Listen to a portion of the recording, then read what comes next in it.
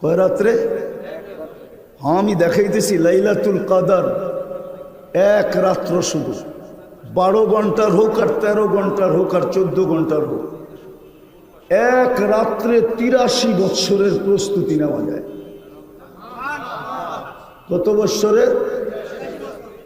এক রাত্রে 83 বৎসরেরটা নেওয়া যায়।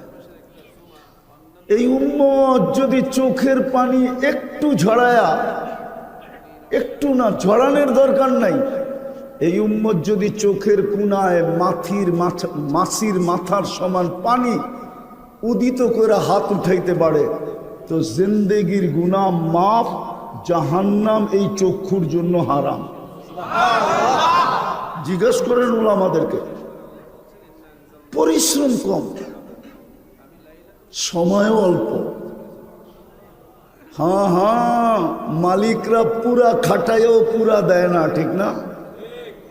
কি বোঝেন না? মনে হয় পুরা খাটায়ও পুরা দেয় না। আল্লাহ তো 60 বৎসর খাটাবে না। 60 বৎসরের থেকে তো প্রথম 15 বৎসর এমনি মাপ। প্রাপ্ত বয়স্ক হওয়া পর্যন্ত নিষ্পাপের খাতায় মাপ, নিষ্পাপের খাতায় লেখা।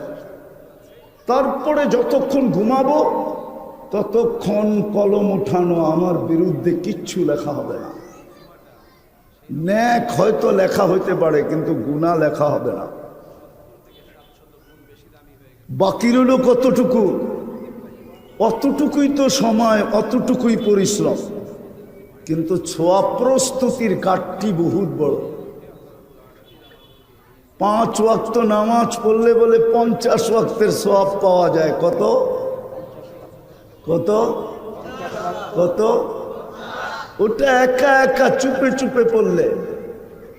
মসজিদে 5 ওয়াক্ত পড়লে 1350 ওয়াক্তের সওয়াব পাওয়া যায়। 1350 ওয়াক্তের।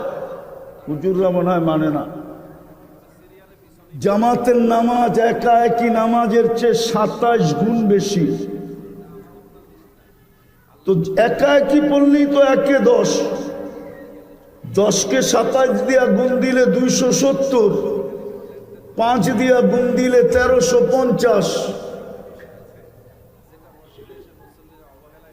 এই জন্য চলেন, আমি শেষ জায়গায় চলে আসছি। জানি না কার মৌত কখন আসবে।